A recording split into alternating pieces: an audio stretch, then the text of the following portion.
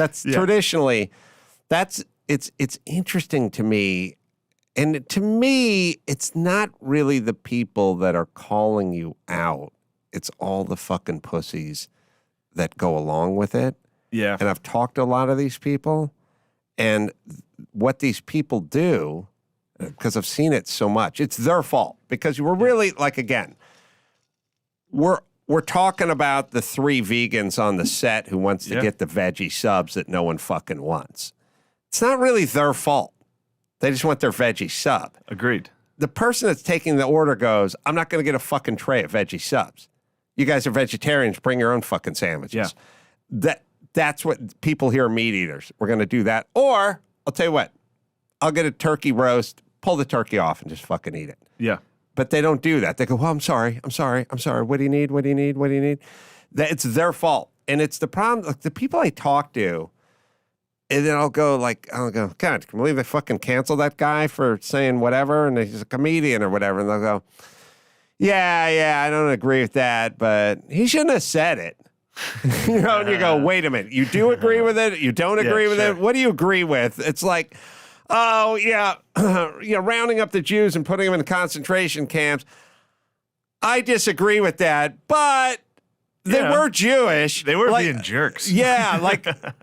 You should vehemently disagree with it. And if there's a groundswell of that, this shit would go away tomorrow. But there's so many people going, well, I know he's a comedian and I know he's supposed to be able to say what he wants, but he should have known, or he had to have known, or he could have known. It's like, do you want comedians up there thinking 10 syllables in front of everything they say? Yeah. Because I should have known how people were going to take this. Yeah, especially, in my particular case, it's like when you're doing a podcast for 500 people in Philadelphia, and that's it. You're an open micer. Like, I wasn't worried about SNL at the time. Well, that's interesting. It's like, here's one thing I struggle with, because I agree with you entirely when it comes to like because there's a part of me that always wants to be like, I don't want to defend myself too hard. You know what I mean? I don't want to be the guy that's outspoken against cancel culture. No, we're circling back to your stand-up special. Like, well, Netflix passed. Well, that's because they didn't like what I said. Exactly. I don't want to be that guy. Yes. I just want to do comedy. So, like, I've definitely been on camera being like, well, yeah, I mean, look, I get why they fired me. And I do understand why they fired me. You know what I mean? Like, no, I get it. I understand why I was fired. If you want to argue about changing the entire culture, yes, I agree with that. But I understood. I know the context that I'm in. I was drinking vodka earlier. Am I making sense? No, you are. You smell like you're making sense. Sorry. I did fucking Bert Kreischer's. Oh, well, you got to drink with Bert. Yeah. Look, of course, I think we can, in a way, Lorne Michaels and SNL, in a way, they're victims too, because they wanted you to be on, they chose you, they sought you out, but because of the way the winds are blowing, and because they're a corporation, they have stock shareholders and things like that, they can't. So in a weird way, you should feel sorry for Lorne Michaels in a sense, because he got victimized by the Karens as well. He didn't want any of this. He wanted you. Yeah. And who knows? You could have been the best cast member ever. Probably not. But you could have been. All right, let's take a quick break. We'll be right back with Shane Gillis right after this. So back with Shane Gillis. I should tell everybody. That was fast. Yeah, I was Stand-up special. Nice. Shane Gillis live in Austin. It's very funny. Support him. It's free on YouTube. And, we're now at this sort of point in life where you're going to have to, if the Karens and the 100 asshole vegans on the internet are going to be essentially raising boycotts or presenting boycotts and getting guys pulled off of The Bachelor, pulled off of SNL, or pulled off of whatever their livelihood is, the rest of the community is going to have to support them in what they do. So it's sort of the opposite of a boycott. Yeah. We're going to have to go to YouTube and go download the special and go buy the tickets and go see the comedy shows and do it, because that's kind of where we're at now. And once we're there, by the way, and I think we've hit a little bit of a saturation point, but we're kind of there now. I feel like no more. It's now a little bit mathematically impossible to cancel somebody if they're talented, if they have ability, if they can just go, fuck it, I'll go on the road, I'll play the clubs, people will buy tickets. Yeah, there's always that argument that the left likes to make that. Like the people that do the canceling, they love to be like, there's no such thing as cancel culture. Right. They love to do that. They do. Which really fucking annoys me. Well, they're like, yeah, I got the guy fired from his roofing job, but he can get another job roofing. Yeah, and it's that's like, it. Oh, so you're doing what? You're providing what service for him and his family? It's like I didn't fucking tackle him and prevent him from getting another job in the roofing industry. I just got him fired from his major roofing job. Exactly. Like, I mean that's and then they're like, well, he's doing fine on Patreon, and it's like, and now you're trying to get my Patreon fucking. Oh, really? Down. Yeah, they're always trying to like. It's like, can you believe Patreon supports the only solace is knowing these fucks are miserable. They have to be miserable fucks. They just have to be. Definitely. It'd be impossible to go through your life pursuing other people and trying to bring them down. In comedy, right. Yeah, it's not like these are like, undercover cops trying to bring down like murderers. Well, also, or just someone who was in charge of policy.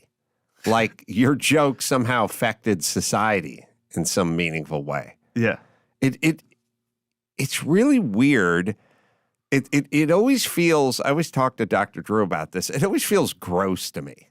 Like it feels yucky. Yeah. Like it just feels like, ugh.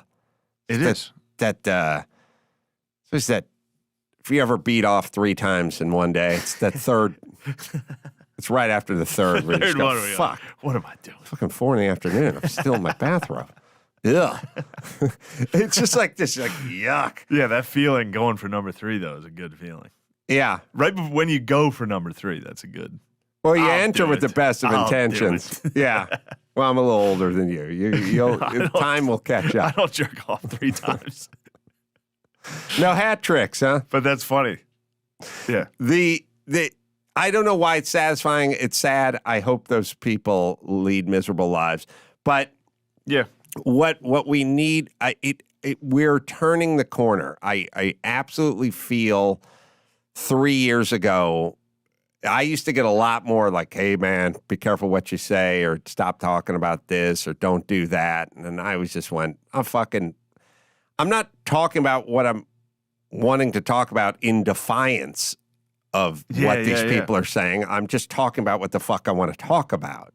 I know it's just kind of this weird thing where it's like, oh, you're a rebel now. Not a rebel. And you don't want to be that guy. Like, you don't want to be the bad boy of comedy. It's like you never want to be that guy. Well, you just want to do comedy. But it's kind of an interesting construct, which is I go about saying what I want to say, you go about saying what you want to say, and then they oppose it, and now you're a rebel. But if you don't oppose it, then I'm not a rebel. Yeah. I'm only a rebel because you've told me to shut up. Yeah, but they also do us a service of making it funnier. Yeah, I agree. You know what I mean? Like if everybody was cool with everything I was saying, yeah, I don't know how funny I'd be. Well, you could, you know? Yeah, There's a part of that. Yeah.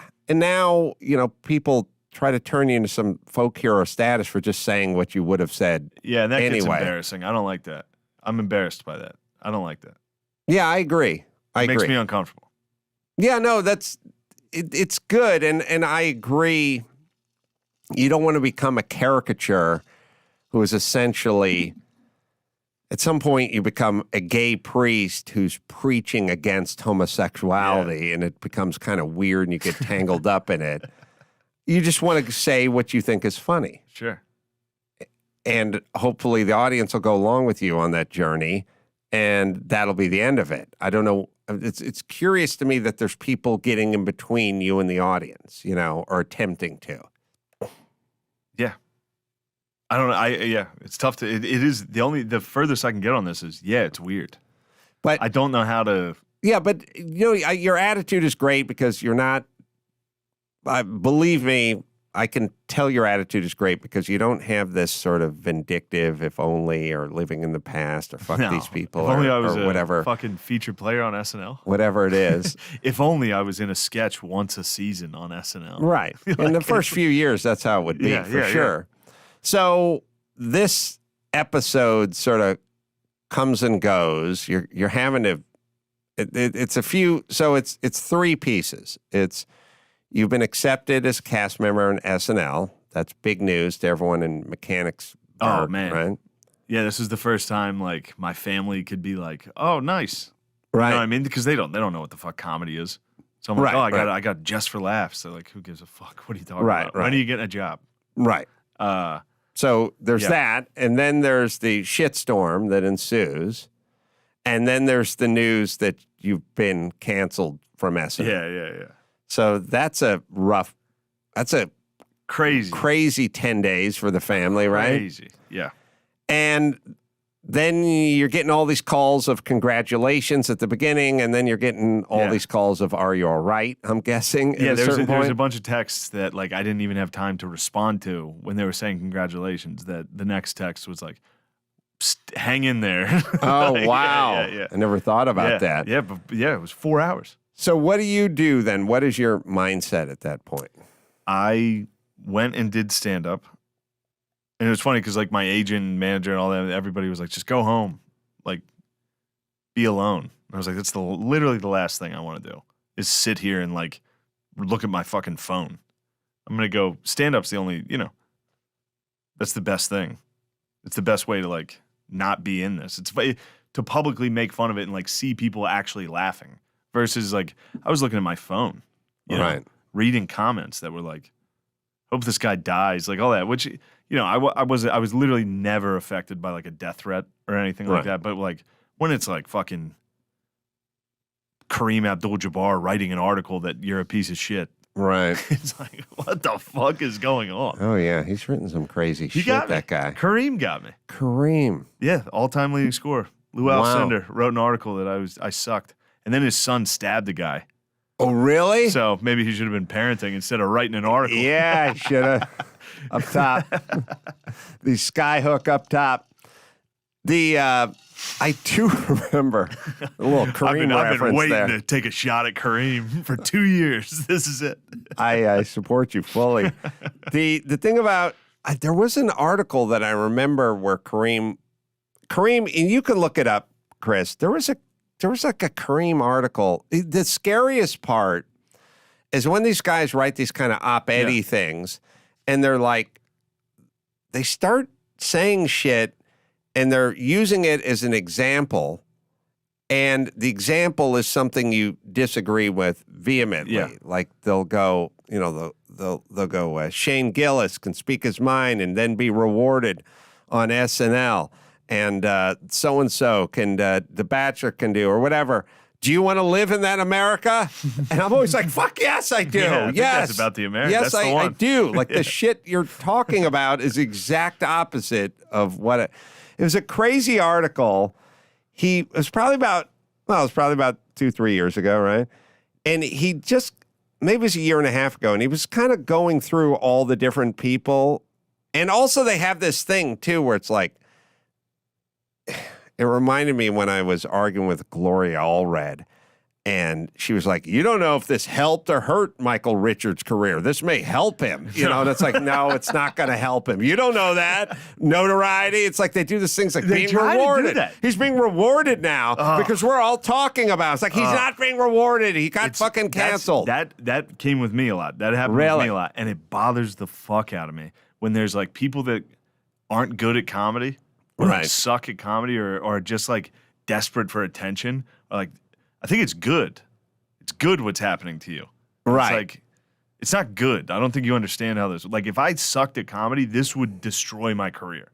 Right. If this happened to you, it would ruin your career. Right. Not me, but no, you, the person who thinks obviously not you. Shut up. Right. No, but that's the whole thing. Like it's very annoying. If you're talentless, then the bootleg porn that came out may help you. But if you're a noted actor and much celebrated, it's just fucking embarrassing. It's not helping at all.